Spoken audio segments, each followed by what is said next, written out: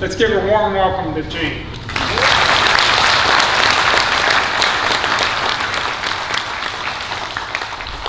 Thanks, Gary.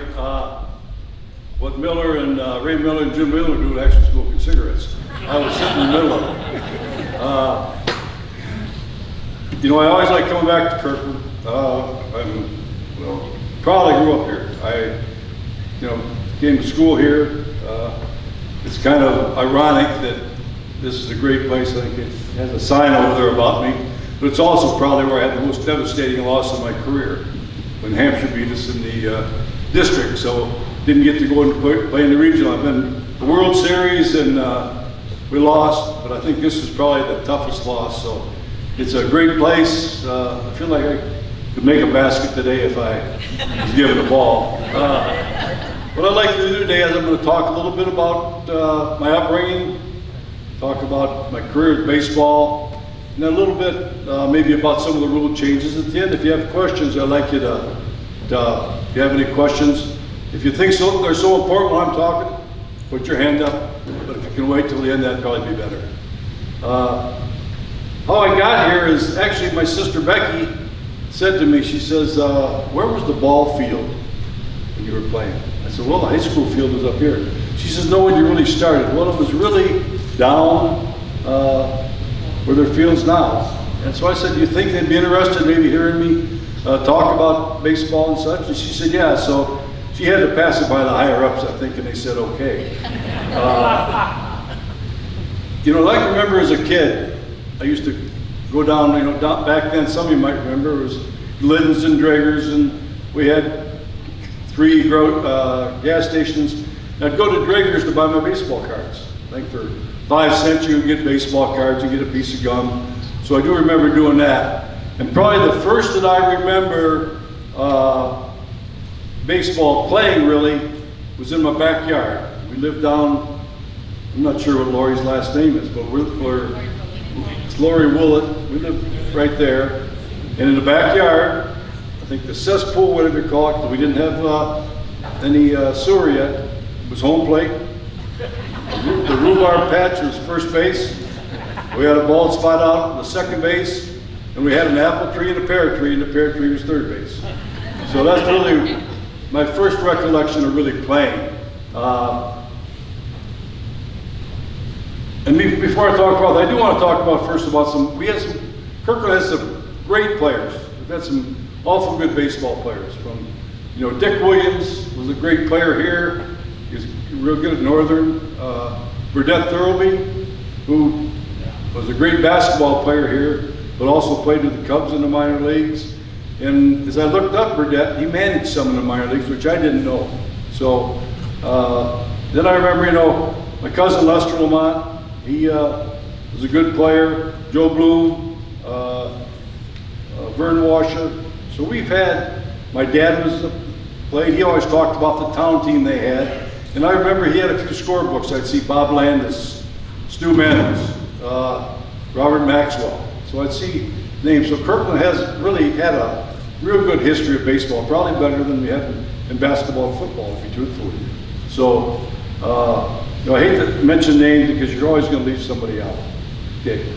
Now today I was coming up, I saw the Little League fields and saw they had a cage there and they're hitting. Well, first organized baseball I ever played was Cub Scout softball.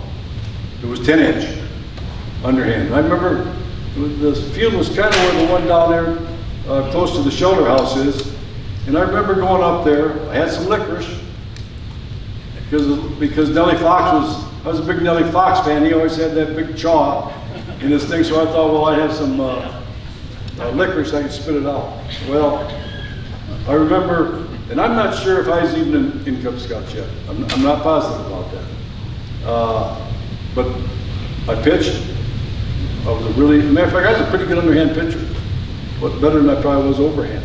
But that's really the first organized. When I was growing up, we used to, in summer in the morning, we'd go play ball, we'd go home and eat, and hopefully there'd be enough back for a game in the afternoon. So it's much different than it is today. It wasn't organized.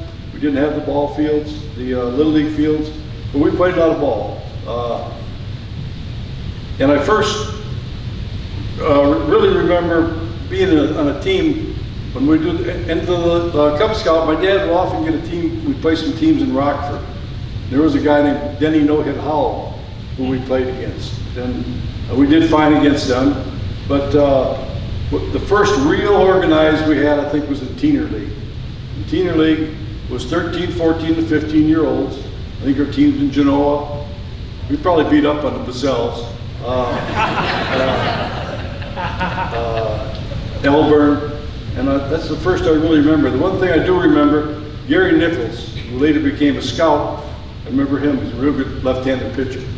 You don't really remember. I do remember. I think that's where I started switch hitting. I was really a left-hand hitter, but for some reason started hitting right also. And I remember I had an Ernie Banks bat. Back then, I think bats probably cost $5 or $6. Today they cost $125. If you get the real good aluminum ones, they cost somewhere $500. So it's a different world as far as those go. After Teener League, we played some Colt League, which was up in Rockford. It was 15 and 16. We had a team at Kirkland. Guys like Phil Wilson came, played, Mike Lucas, Lenny. We had good teams, but the Rockford teams were tough. We knew it, So it was good for us, I think, to play the bigger teams like that. One thing I also wanted to mention, I had a coach one time who I'd see something happen, and about a day later I'd hear him say what happened. And we always said he never let a lie stand in the way of a good story.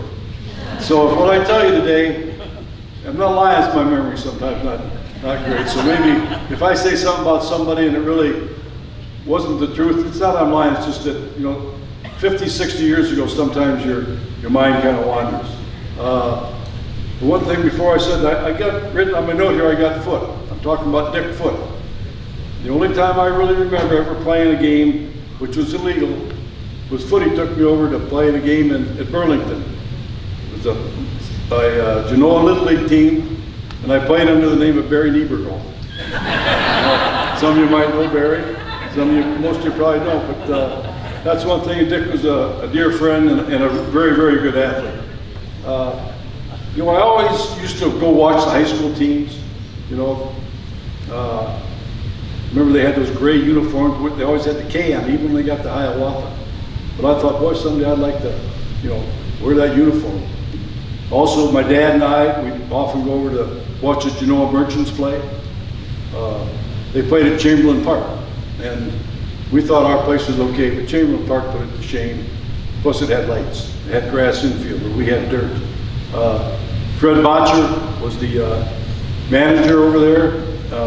Some of the guys that played, Donnie Mason played. My cousin Lester played. Fritz Peterson, I saw there play when Fritz just passed away. It was a great pitcher with the Yankees. Joe Bloom played on it. But I thought maybe someday I can play with them, but I kept thinking they're going to ask me what they never did. I thought, Fritz, come on, let's go. One year, matter of fact, I sat up in the press box, I handled the mic, announced who was coming to bat, and if I kept score. And I'd always remember I'd say, that there were no runs, no hits, no errors, and nobody left on the base pass. I think that's probably what I heard when my dad and I used to listen to Cub games on the radio all the time. We'd sit there at night and listen to them. Of course, they were on TV also. In Colt League, we went to the Little League World Series, and we had to get there. We played in a tournament in Marion. The things I remember most about, we took a field trip kind of as a team. They were building a new prison down there. I guess the federal prison. The Marion was going to take over for Alcatraz, I believe. I do remember that. Ray Fossey, some of you are real baseball fans, but he was on the Marion team.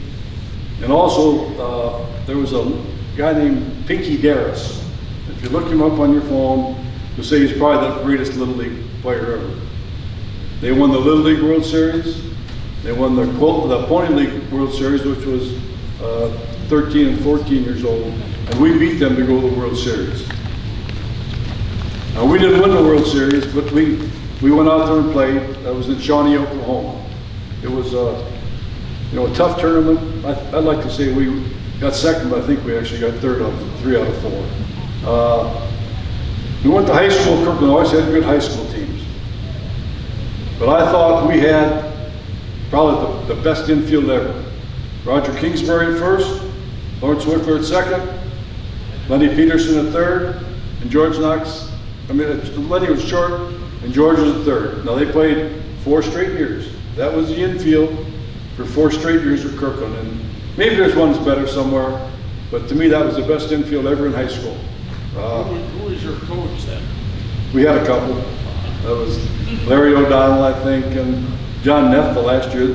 The funny part of the high school, you know, I guess I thought I was a big star. Well, when I was a freshman, sophomore, and junior, we were pretty good.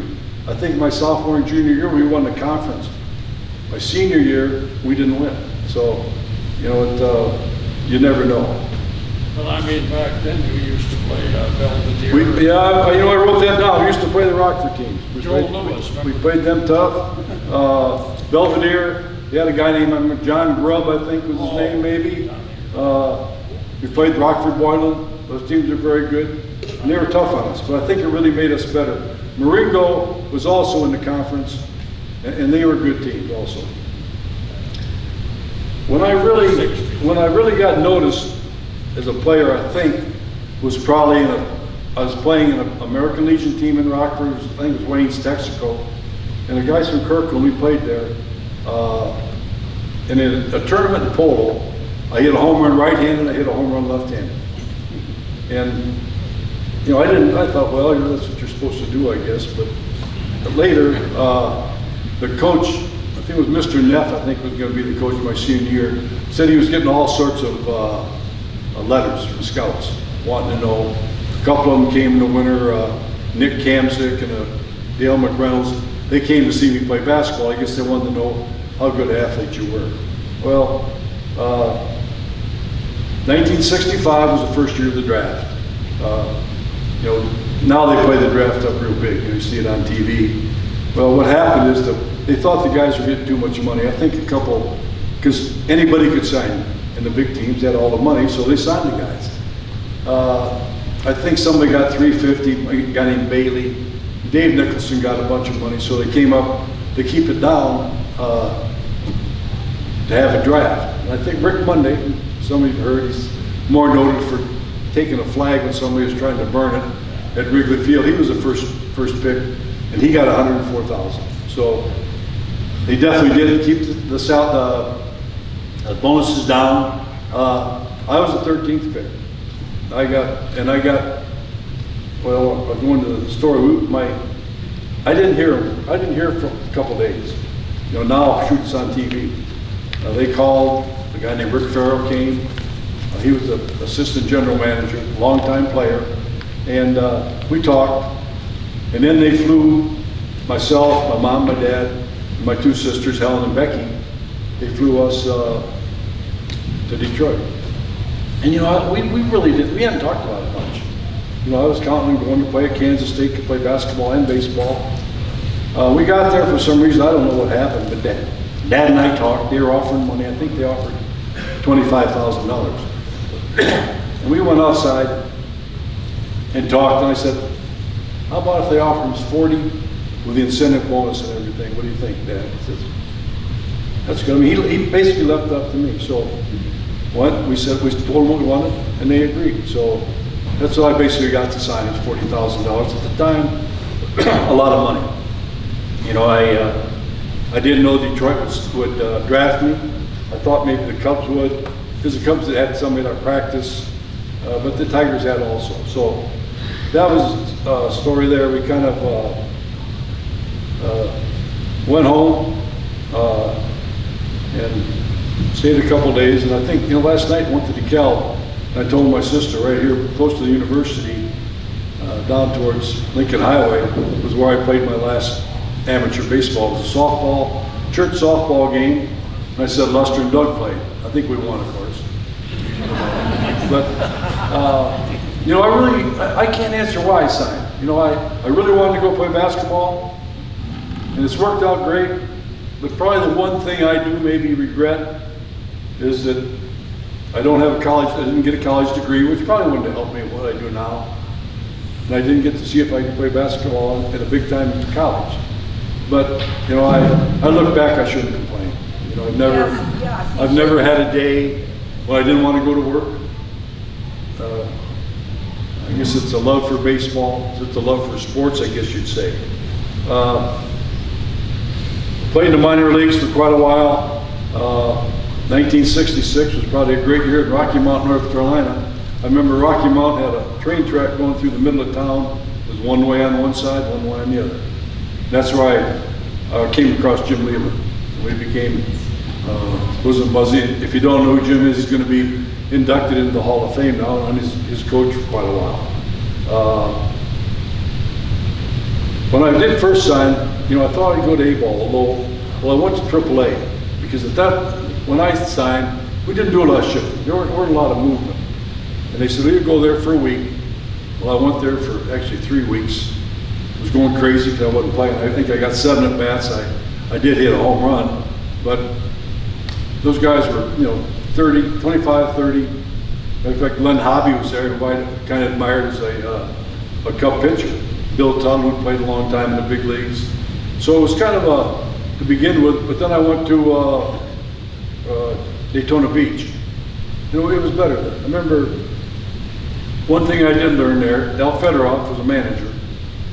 And I think there were 3 or 4 of us were going to come and work out one day. And I got there, I think, 8:45, and I want to tell you, he got on me so bad. And you can imagine me being a big star, big guy here. He didn't get on me a whole lot. Yeah. But I thought, man, my dad was there, so I thought he says, well, you deserve it. That wasn't what I was expecting from Dad, really, but I kind of learned be on time. So, you know, if I was 1 o'clock bus, I'd be there at 12:30 probably. That's why I ran across Johnny Bench. He was, I think, the 2nd draft pick of the Reds. And you know, when I played in Detroit, they always talked about Lamont, who was drafted ahead of Johnny Bench. It was kind of a slam on me, really. So I think they talked about me coming here. I think that was one of the things they put in it. I thought, oh, come on. That wasn't one of my favorite things of Johnny making all the money playing. You know, my first at bat in the big leagues, of course, I do want to say what I did in AA was in Montgomery, Alabama. And I had a rude awakening. Montgomery was the capital of the Confederacy. And I remember the first night, you know, how they used to play the national anthem at midnight or whatever it was. Well, in Montgomery, Alabama, they played Dixie. I thought, well, so it was different. Awakening, they surely had the racial issues different down there. George Wallace was the governor at the time, so, but I enjoyed it. There wasn't really a day in the minor leagues that I didn't enjoy. I loved playing. You know, you want to play more. But you know, I knew kind of early, I don't know how quick, I thought I'd get to the big leagues, but I figured out I wasn't going to be a star in the big leagues. I could tell. I knew I wasn't going to hit good enough. I was a good catcher. I caught good. But I just, you know, when they start throwing that curveball and you're supposed to see the spin on it, for some reason my eyes didn't see the spin very good. So I thought I'd get to the big leagues so I could really catch. So I did get there, but, you know, as far as being a star, I could see it, that wasn't going to happen, you know.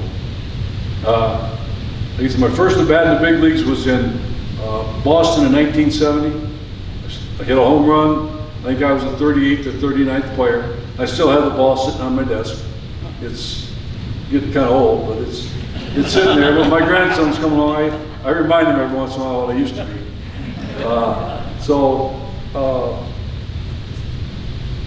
But after 1970 wasn't my only full year was 1974. You know, and I found out the big league's a lot different. They treat you better, you get paid better. But the most money I ever made as a player in the big leagues was $16,000. Today they get that much when they go on a road trip for meal money, I think. So, but like I said, I'm proud I played in the big leagues. You know, it was especially the first day when I got there. You know, you look up, you see the big stadiums. It's neat to think that you got there. when I was in Jacksonville, I had some good pitchers. Never really had any good guys you might know. I had Brett Saberhagen, Mark Gubaza, Adley Hamaker, Danny Jackson. So I had some very, very good pitchers. As a matter of fact, in '83, I had Saberhagen and Gubaza, and I knew I was going to go to AAA the next year and manage, so I'll have a good pitching staff. But the Royals kind of messed my ideas up. They took them to the big leagues right from there. So, like I said, I had some real good players in the minor leagues. Probably the most thing I remember though about Jacksonville was my daughter was born there. Melissa was born in 1982, I believe, and I just made it home from a road trip to be there when she was born. And then I was in Omaha for 2 years, 94 and 95, and a couple things there. I remember we were in Indianapolis.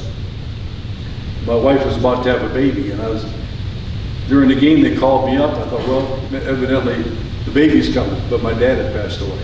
So, that I remember. It was tough, but when you think you're going to get news of your baby being born and your dad passed away, it was tough. But,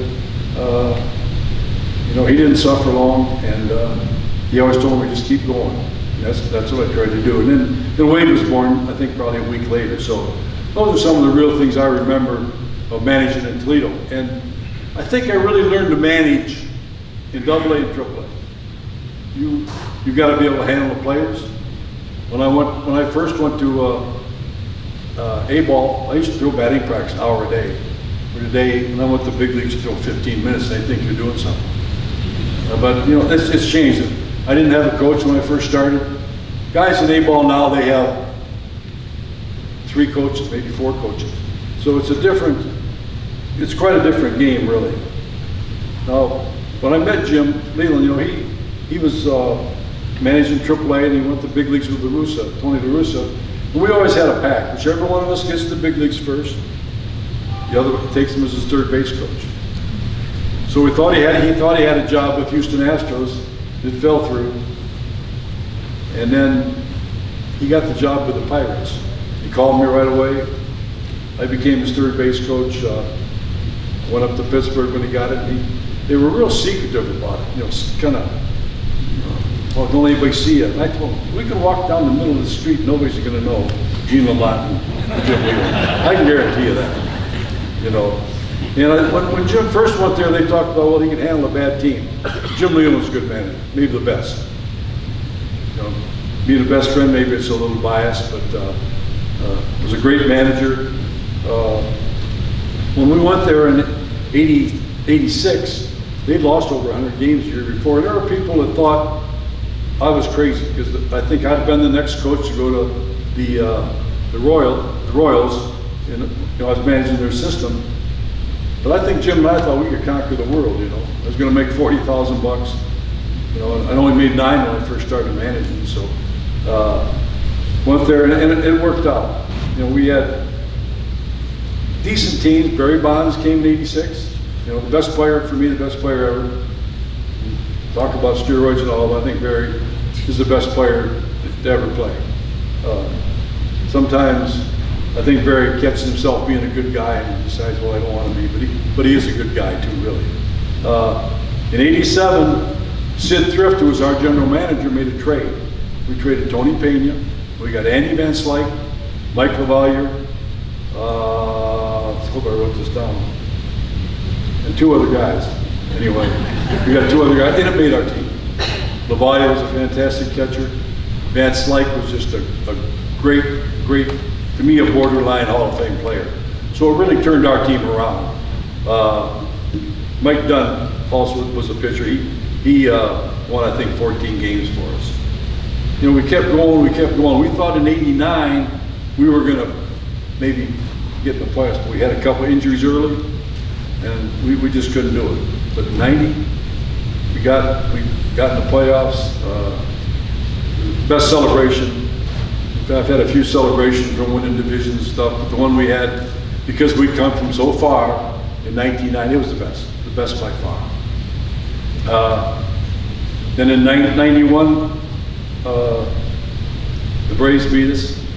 And a lot of people think in '92 that if you remember Sid Bream sliding in and not letting the Pirates get in the World Series, they think I was there, but I wasn't with Jim then. I'd gone. What had happened is, I remember Jim going to go up to the office. The salaries weren't much. We were making, I think it was $16 million was our whole payroll. Well, he thought, well, he had a list of guys we might get. He thought maybe we'd go up to 22 million. And he came back, well, he was mad. He said that they want to cut it. So needless to say, he was on the phone talking to teams, and he ended up leaving, went to the Marlins, won the World Series, but I wasn't with him. I later went to, he went there, I took over for Jim. And I thought that, you know, we would have a good team. We weren't that good, really. But before that, I was with the White Sox, and I remember, you know, people thought, show how much I like Kirkland. I'll never forget. Big to do. I think I flew in there incognito, stayed at my cousin Tita's place in Arlington Heights, so nobody knew where I was. Came in there, and I don't know who they thought they were going to hire. I think they were a little disappointed when they saw who it was. But I remember that night, they wanted me to go out in Chicago and, you know, kind of paint the town. But I said, no, I rented a car. I'm driving back to Kirkland. I came back here for a party at Gene Sparrow's, and I remember driving down, I guess it's Hortense Drive, coming from out that way, and the cop stopped me. So I had to talk my way out of the speed and take the test.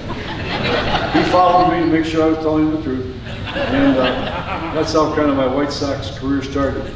We had excellent players there. You know, I had Carlton Fisk, but Bill was the close of his career. He really wasn't a real good player then. Could be tough at times, but overall was real good. '92, they thought we were going to be good, but I could see we weren't quite good enough. And then Ozzie Guillen tore his knee up about the 4th game of the year. We didn't really have anybody to play shortstop. So we finished, I think, 2nd that year. And then the next year at winter meetings, they talked about getting some different players. We didn't do anything. We came to spring training, and one day I said to the coach, I said, we're going to have to make a change. I says, we're going to have a different second baseman. Steve Sachs was the second baseman, was a great player, but it was down the end of his career. I said, I'm not sure we can win with Sachs. So that was probably the biggest decision I ever had to make as a manager, because, like I said, Sachs was real well known, a real good player, but I just decided you have to try to win. And you know, that year, '93, we won. We had Frank Thomas, Hall of Famer, Tim Raines, Jack McDowell. We had a really good team, but we got beat by Toronto in the World Series. No, not the World Series, the American League Championship, and we didn't get to the World Series. And I thought we could have beat them, but we just didn't play. We didn't hit really well. Excuse me. So the next year, which was '94, we had the best team. I think we had the best team in baseball. We'd got Julio Franco as our DH. Scott Sanderson became our 5th pitcher. We had a real good rotation. Jack McDowell, he was coming back to the Cy Young. Frank is Thomas is the MVP.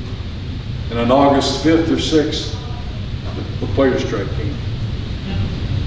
So that's probably the most bitter pill I really had to have in baseball, because I thought we had a chance to get the World Series and win the World Series, because I thought the experience would really help us. And they kept saying they'll come back. You know, Peter Gammons, who was the baseball guru, they'll be back. Well, we didn't make it back. And then that winter, we made some trades. We got rid of Jack McDowell, who was our best pitcher for, I don't really know why. I guess he really didn't get along with the owner. Joey Cora, who was our second baseman, I thought really the heart and soul of our team. We brought Ray Durham, who became a very, very good player, but right then wasn't as good a player as Joey was. So our team got torn up a little bit, and needless to say, 30 games into the season, I got fired. And it was tough. You know, I still don't, when I got let go later from Pirates, I thought it was okay. When I got fired from the White Sox, I didn't think I should have. I'll be truthful. You know, I thought we won in '93, we were good in '94, and I thought I should have a chance more than 30 games. But that's not the way it worked out. So I went and scouted a little bit for the Pirates. Then Jim wanted me to come back, and I went and coached for him. And I coached third base for a long time, so I thought what I'd do maybe, I'm going to give you guys some signs. I'm going to come up here, and basically what I had really, you can hear me I think, is I had indicator, and all I gave was a bunt and a hit and run. Okay, so what I'd usually have, what I call a hot spot. So I'd go, you know, you always, most signs don't mean anything, but I'd say today, the hat's a hot spot. So nothing was on unless I touched my hat. And after I touched my hat, there was a number of times I touched my arm. So I'd go like this. What's that? Yeah. That's nothing. That's why you got thrown out so much at Kirkland. No, the reason was I didn't touch my hat. See, you have to go here, boom. Now you count the nine, I touch my arm. David, what's that? That's a bunt. I touched my hat, and I just looked and I went here. Went one time, okay? So if I go like this, and never go there, it's nothing. And that's pretty much the signs. I could change it all the time. I could change. Now if I had somebody coming up who I thought we might hit and run with, I'd say, look, I'm not going to give you the hit and run, but Jim's going to have you hit and run first pitch. So I'd go boom, boom, boom, wouldn't give them the hit and run, and we'd hit and run. So they'd think, well, maybe we don't have their signs. So it was kind of a cat and mouse thing. I always liked to, I think guys give too many signs. I tried to keep it to, I'd get in front of a mirror, you know, and do 10 or 12 signs, you know, make sure I was looking good. And the other thing, the catcher signs, the caught. There's a lot of different ways. But we usually use, with nobody on base, we just use one sign. Now I guess they steal them from the TV or something. Now they do something on their legs, so that's, but I'd say today, the first sign I give, when I give it again, it's the first sign after that. So if I say today, one, so I'd go one. Okay, I'd go say 1, 3, 3, 2, nothing beyond because I didn't go back to one. So, but if I'd go one, and one's a fastball, two's a curve, three's a slider. I go 1, 3, 1. Now it's the first sign after that. 3, so it'd be a slider. Or sometimes I might use the same thing, but instead of looking at the number after, we count the pumps. So today we'd say it was 3. Okay, so I'd go, the first sign I'd give would be 3, 1, 2, 3. Now just count, doesn't matter what number I give, just count how many times it is. So I'd go, okay, 3, 1, 3, 2, 2, 1. What would that be, Bazell? That's the slider, that's 3. Those Genoa guys, you know, they didn't have all these high-fangled things like we did in Kirkland, you know.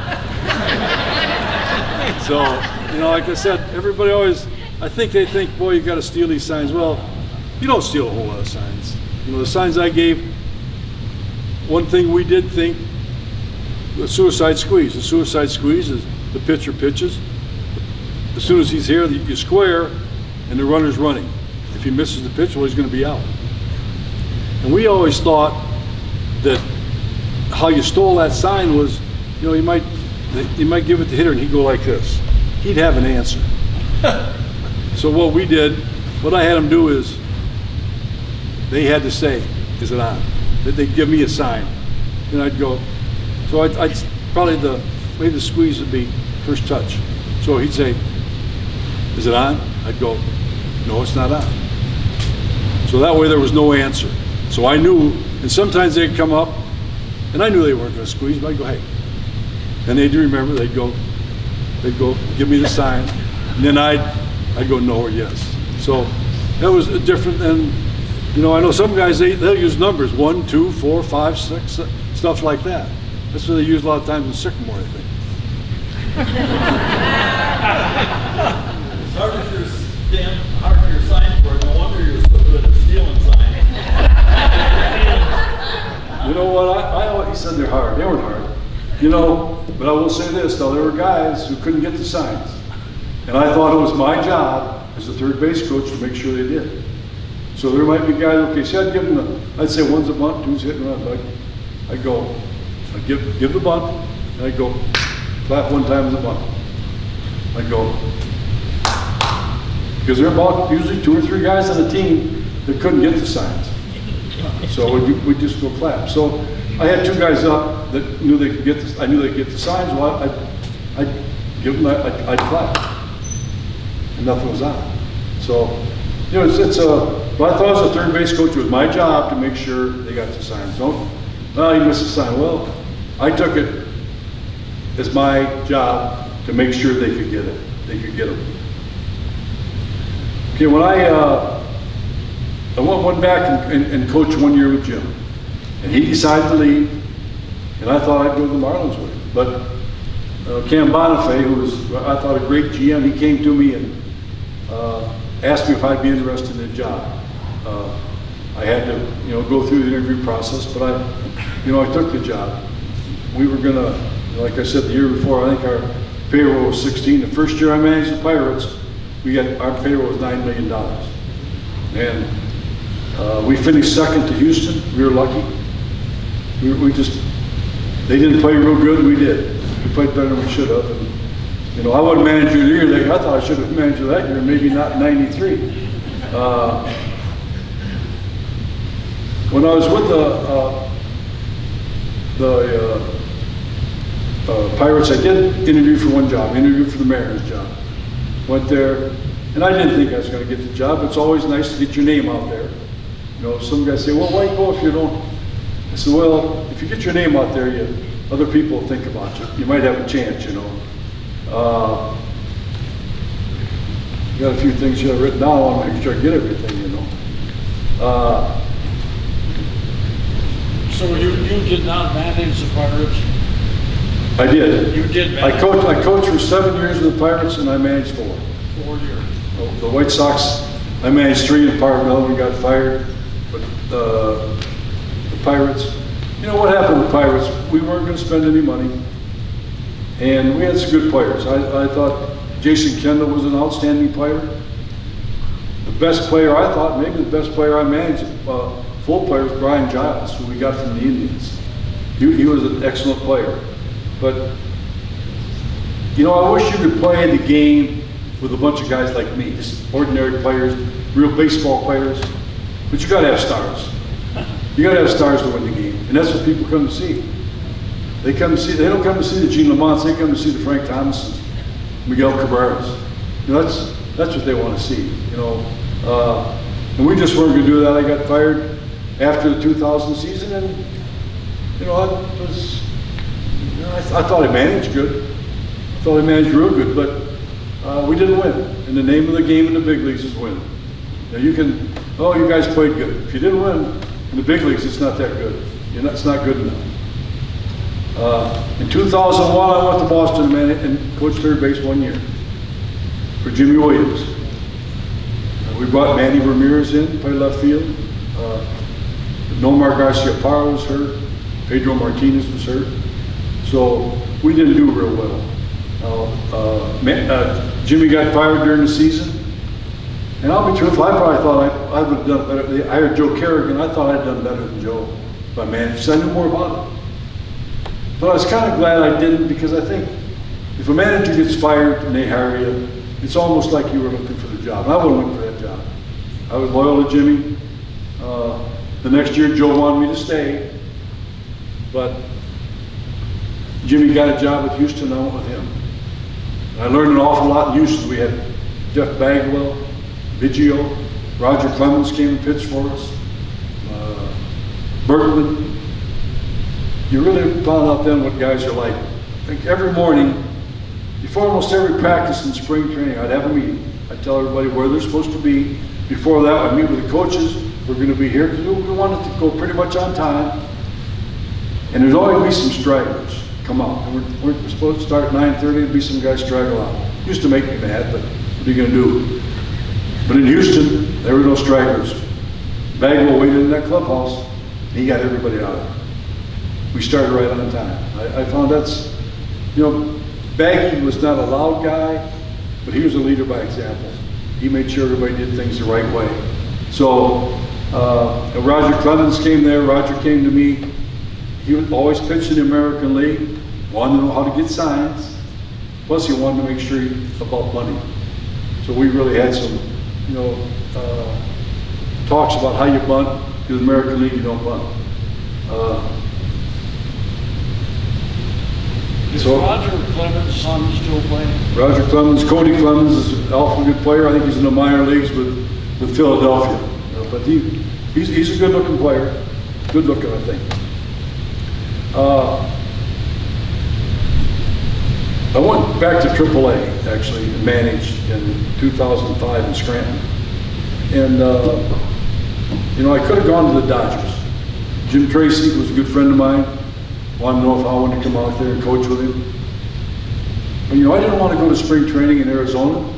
Some of you guys probably go to Arizona in the winter, but I didn't want to go there. And I didn't want to live in LA.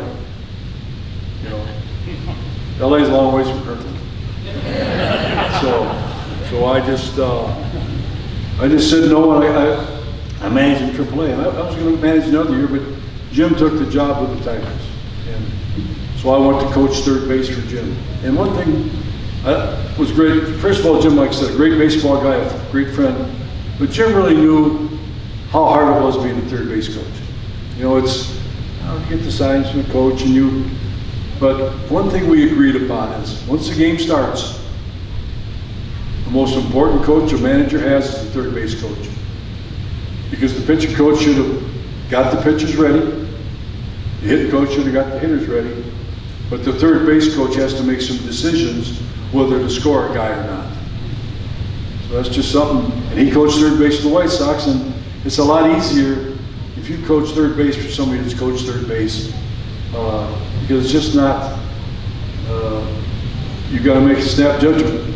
Did I make mistakes? I sure did. Everybody says, oh, I'm an aggressive third base coach. Well, I like to think I was a smart, aggressive third base coach.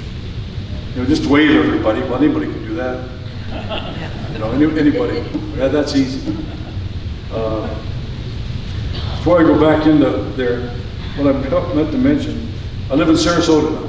So I got a nice tan. I guess I brought the weather. My wife and I, we lived there for 42 years. She was born in Sarasota. My daughter lives down the street from us. They have 2 sons. One's 11 and one's 9. And my son Wade lives in Frisco, Texas. And he just first year became one of the strength and conditioning coaches for the Texas Rangers in the big leagues. So they have 2 daughters. One, I think, 7 and 4. And just found out that they're going to have a little boy.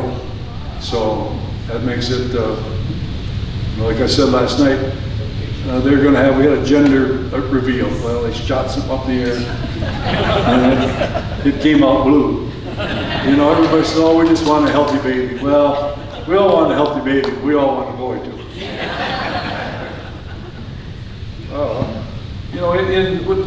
The Tigers was a great experience. I was there from 2006 to 2017. Had great players, Justin Verlander, Scherzer, Miguel Cabrera, one of the great hitters of the game ever.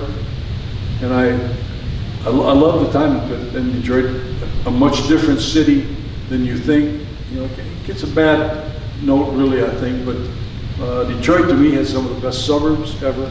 We had a great ballpark, and we had good teams. 2005, they lost a bunch of games in 6. What happened is, Dave Dombrowski was the GM, gave Jim he said, we can take the players you want. And Jim says, I want good players, not experience. So we took Verlander his first year. We took Joel Zumaya. So that's really how I think we turned it around so quickly. We won that year, got beat in the World Series by, we beat the Yankees or Twins, I'm not sure, in the playoffs. And the St. Louis beat us, and we just didn't hit. It was the only guy that hit for us that playoffs was Sean Casey, and he played in the National League. We just, did I think I could have hit him? Probably not, but I thought we would, and we didn't. And our pitchers made a bunch of errors. So it was tough. We lost, I think, in 6 games. That was, if the real good fans remember, TV showed all the pine tar that Kenny Rogers had on his glove. When you put the pine tar on the ball, you get a much better snap on your curveball. So he was here, but he was really blatant about it. You know, Tony LaRussa didn't come and say anything, but the next day it was brought up, and that took care of that. We also went to the World Series, I think it was 2012. We got beat by San Francisco. They were probably a better team. They were good, they had good pitching, a very good team. Chris Bochy was the manager. In between there, we got beat in the playoff one other time. We did play a 163rd game against Minnesota. The umpire missed a call at home plate. He said he tagged the guy, and he didn't. We would have gotten in the playoffs again, but you know, it wasn't just that one call that cost us. But Jim left after the 2013 season. 2000, it might have been the 14, after the 13th season, maybe the 14th season, and Brad Ausmus came in. And I think Dave Dombrowski, me too, I thought I should have got the job. You know, and I guess why I say that, I've never really said that there with anybody, but the reason I say it is we had a good thing going. We really had a good thing going in Detroit. I knew all the players knew me. If it wasn't me, I thought it should have been Lloyd McClendon, who was a hitting coach. And Brad came in, and a brilliant mind, an Ivy leaguer. He'd never managed or coached. And our players just didn't relate to him, I don't think, very well to begin with. Now, I think now, Brad's later managed, I think he's done a great job. But because Brad was a catcher in Houston when I was there, he wanted me to be with him.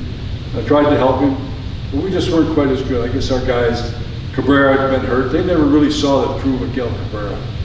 I mean, Miguel Cabrera, when he was really good, he could put your team on his back, and he would go. He was just a great hitter and a really, really good guy. One other thing that I forgot to tell, just how much I like Kirkland. My first year, 1965, Daytona Beach, I used to write like my grandmother. You know, I was real close to my grandma and grandpa, and they used to call me Granny. And a lot of it because they thought I wore these granny glasses. That really wasn't it. They really didn't know. When I wrote a letter to my grandmother, I'd write, Grandma Lamont, Kirkland, Illinois. And she'd get it. So that was the real reason that they called me Granny. I think some people thought because I didn't run very fast, but you know, yeah. Are there any fellows that are here today that played on your team in high school or Kirkland? Sure, Lenny Peterson's right behind you there. He was our shortstop. Okay.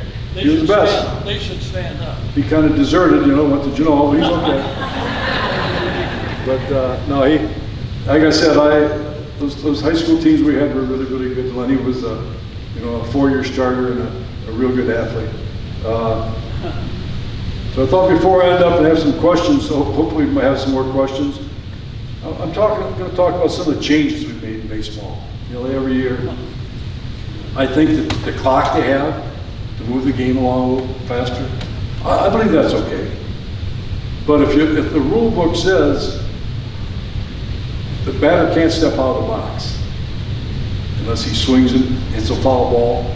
If the ball goes by and it's a ball, he has to keep 1 foot in the box. And what was happening, the players were getting out of the box, fixing their gloves, and I think it really dragged the game on. I think if the umpires would have really done the rules, I think maybe we wouldn't need it. I think personally, I think it should be 20 seconds all the time. I don't believe they're talking now like that's a lot of the injuries. I don't believe that. But you know, what it was the first year was 15 seconds with nobody on, and then 20. And now they moved it to 18.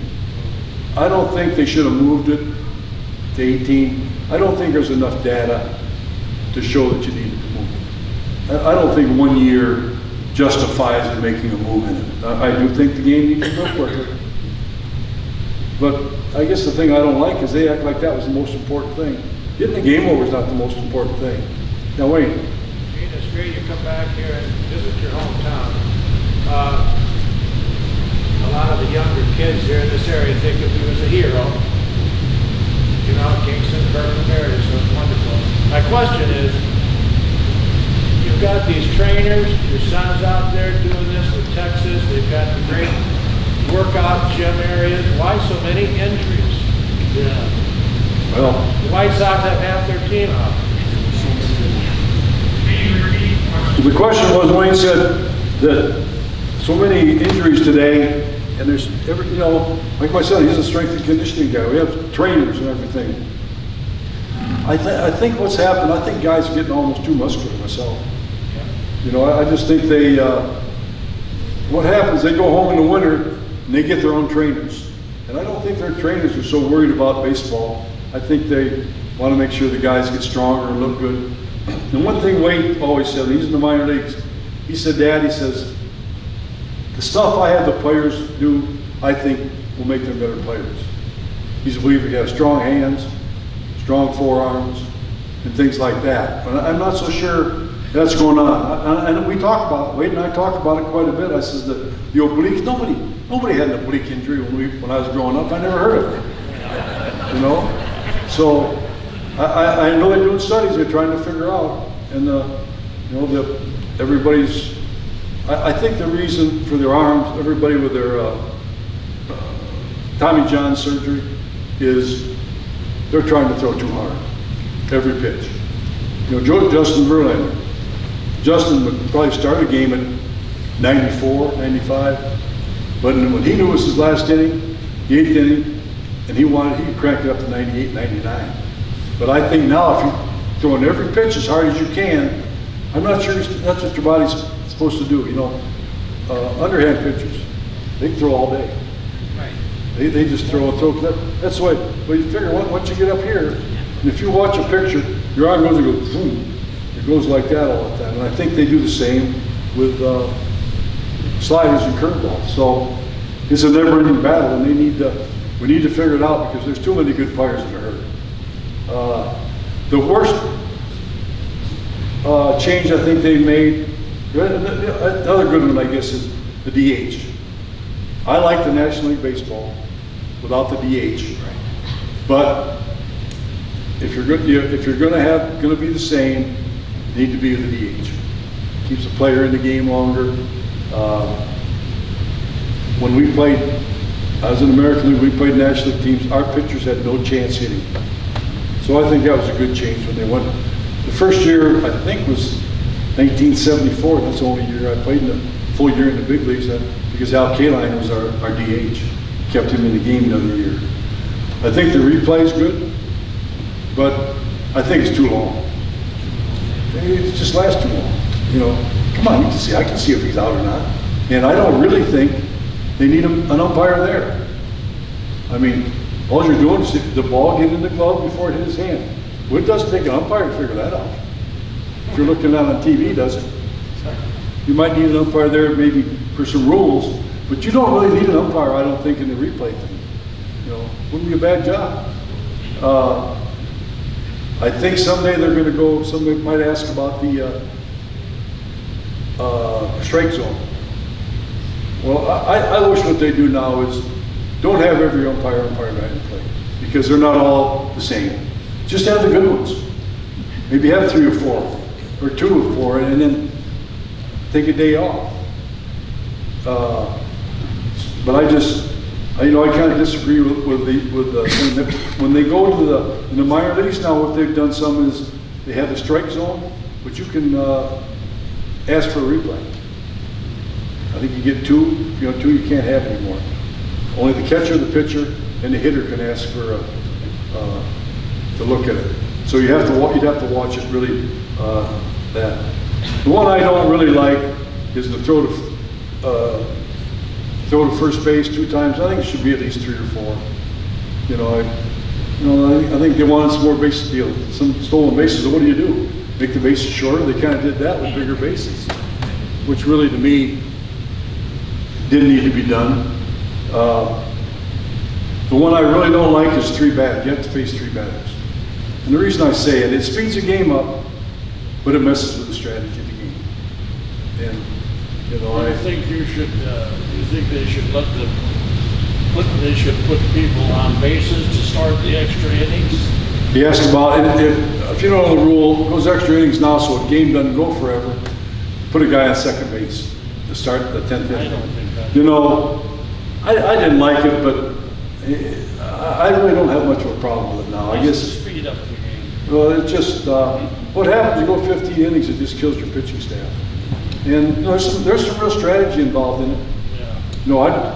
Myself, I would bunt quite a bit because guys throw more balls away on bunts than I've ever seen. So, but the 3 batter thing, I just think, it takes jobs away. It's just a lot of strategy. I love that part. You know who's coming up.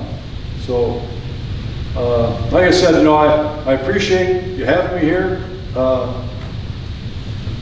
Maybe I talked about myself a little too much, maybe, I don't know. But yeah, anybody got any questions? Yeah. Questions about your tenure with the White Sox. You were second in 92, 93, you won your division. 94, it looked like you were going to win your division again. With a strike season, not having a season. You come back in 95, and you got 120 games left, and they can you. What do you think the reasoning was behind that? What did they tell you that why you lost your job? That's my cousin asking this question. He said in 95, basically when I got fired, we'd done good in 92, 93, 94. They didn't really give me a reason. I think I had an idea. I think they had an idea of somebody they wanted to hire. I don't think they got him. But it's worked out. I can't complain. So. Wait, Detroit 3 games, I think, and both got fired.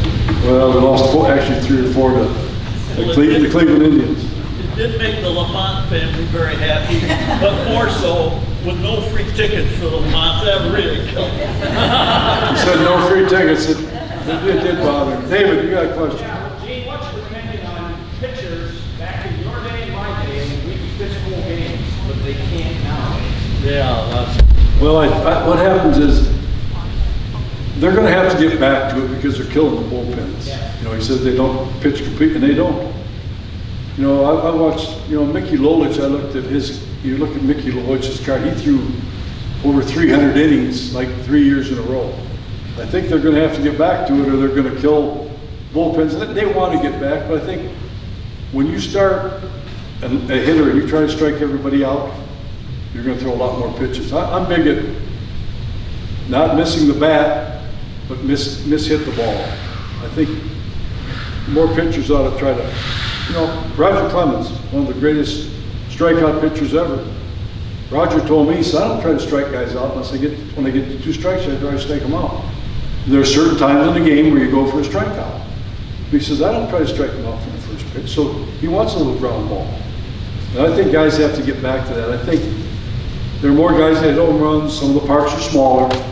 So I just think guys got to get back to minor leagues. They got to throw 110 pitches. Not 80 or 90. Come on. I can do that probably right now. Yeah, up on top there. Gene, do you recall a pitcher in the minor leagues that used to call you Gene, Cranston, Randy, Lamont? Well, I had a few of them. The Granny was from what I told you. The Cranston. Some of you guys remember the Shadow? The Shadow was Lamont Cranston. That's what they. Jim Holmes. Who? Jim Holmes. Yeah, Toledo, Ohio. Yeah. That's right. Left-hander. That's right. I remember Doc. You called him Doc. And one more question. Here's one over Bob Luxton told me to ask you, in the 1966 alumni football game that they used to play back here, which I forgot about,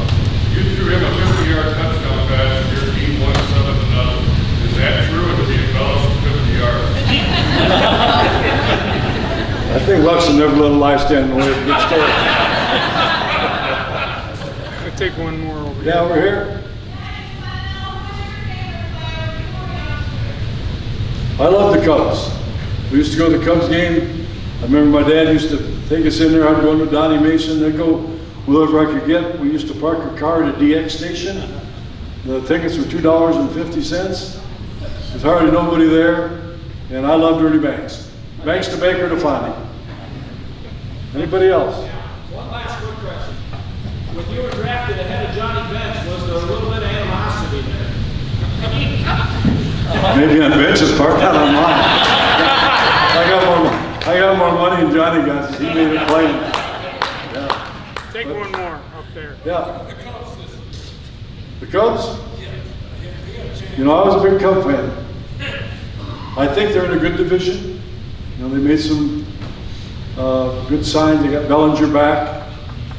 But I think they're going to have to get, you know, Hendricks straightened out. Steele is still going to be out a while, so I think if they weren't in that division, it'd be tough. But I think they'll last. I think you know, Pittsburgh's playing awful good. I don't think they're improving. You know, it's hard to win the big leagues. It's hard to get. Some teams think, oh, they won 75 games this year, they're going to win 95. You don't usually improve 20 games. You know, and I watch it pretty close. You know, I don't know why, I still do. But in closing, like I said, thanks for coming. You know, like I said, I've been lucky. Never one day did I not want to go to the ballpark. You know, I always wanted to come back here to be home. So thanks again for having me. And hopefully if you got any questions you want to just come and ask me, that's fine too.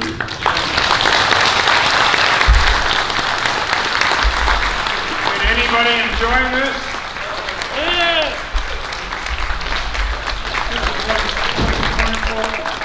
Thank you, Gene.